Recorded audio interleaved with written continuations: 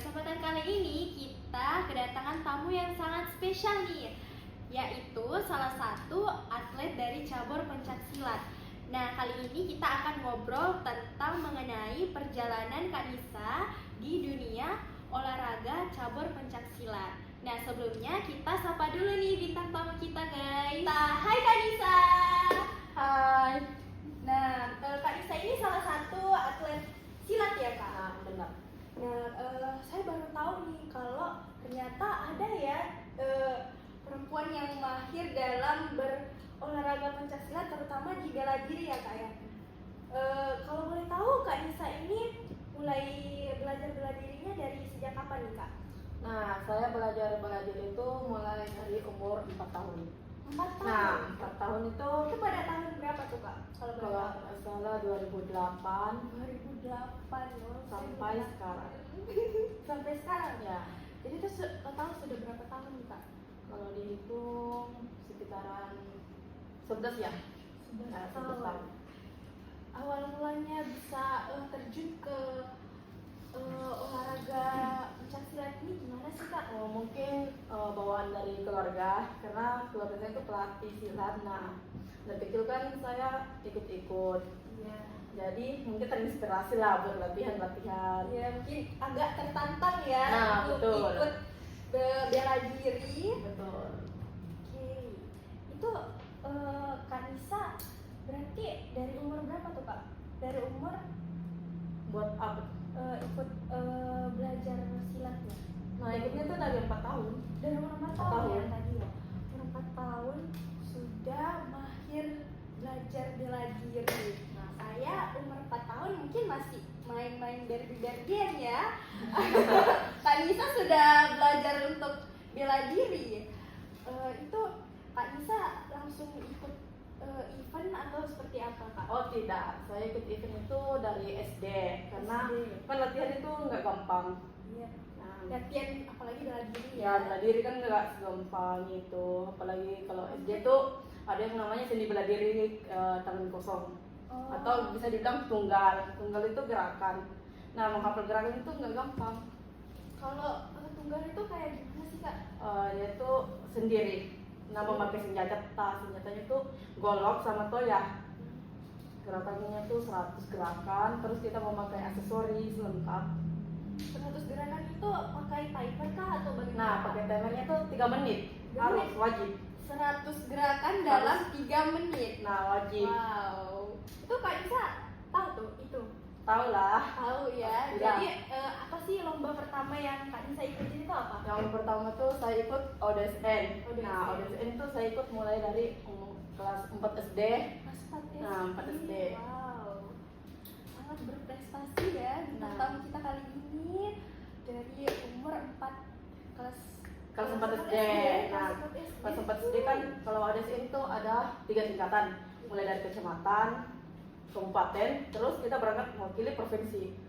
Nah, saya awal kelas 5 itu baru wakili provinsi Sulawesi Barat untuk ke Jakarta. Oh, Jakarta. Iya. Wow. Saya excited ya lihat Kak Nisa ini, semangatnya sangat membara. Wow. Jadi Kak Nisa jadi atlet sampai sekarang itu prosesnya gimana sih, Kak? Itu berat atau bagaimana, Kak? Ya, untuk bela diri kalau menurut saya berat. Berat. Ya, berat. Gimana-mana tuh mungkin atlet itu berat kalau latihan, karena kita harus fokus. Kalau dalam proses latihan Kak Nisa yang paling berat dirasain itu apa, Kak? Nah, paling berat tuh fisik. Fisik ya? Ya, fisik. Apalagi kita perempuan gampang capek. Nah, dan sangat betul. grogi. Bener, dari fisik. Terus apa sih tadi, dari SD Kak Nisa sudah jadi atlet. Itu Kak Nisa sudah melewati pertandingan apa saja nih, Kak? Selain ODSN itu apa aja? Mungkin karena SD itu tingkat pelajar itu Iya.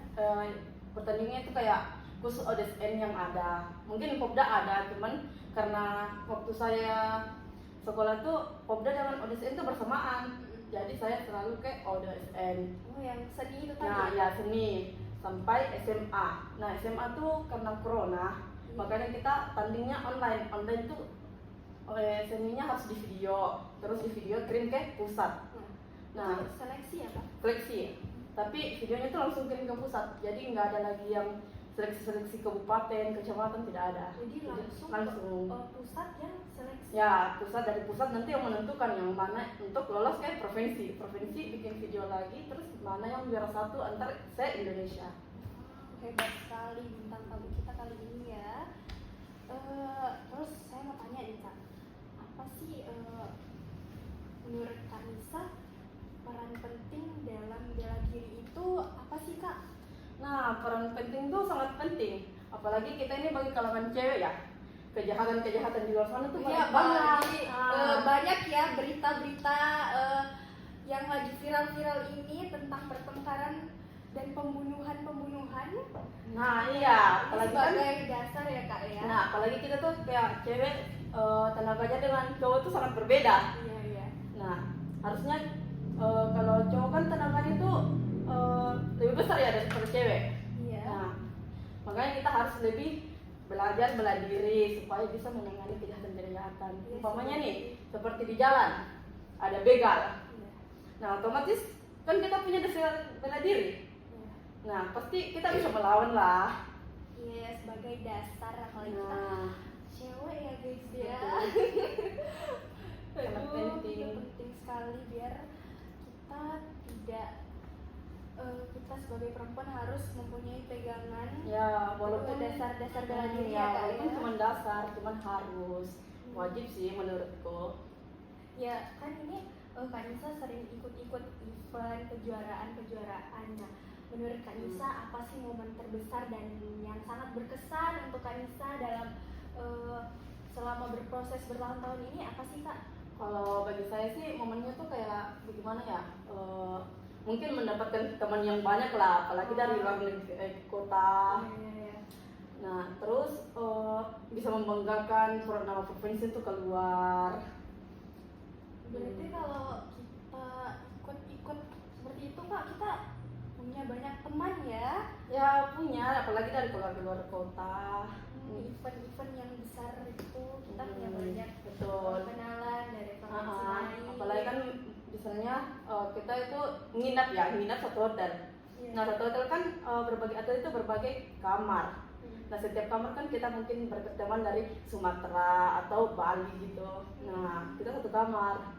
Wow, seru ya, ternyata jadi atlet itu sangat menyenangkan Ya, dan betul. kita bisa punya banyak pengalaman dalam hidup, terutama dalam bela diri ya Kak ya. Ya. Sangat penting terutama kita sebagai remaja dan melihat juga kondisi pergaulan di era sekarang itu sangatlah agak bahaya Ya, ya Kak bahaya, ya, kalau betul, kita bahaya. tidak bisa membatasi diri dan tidak punya pegangan apalagi kita perempuan.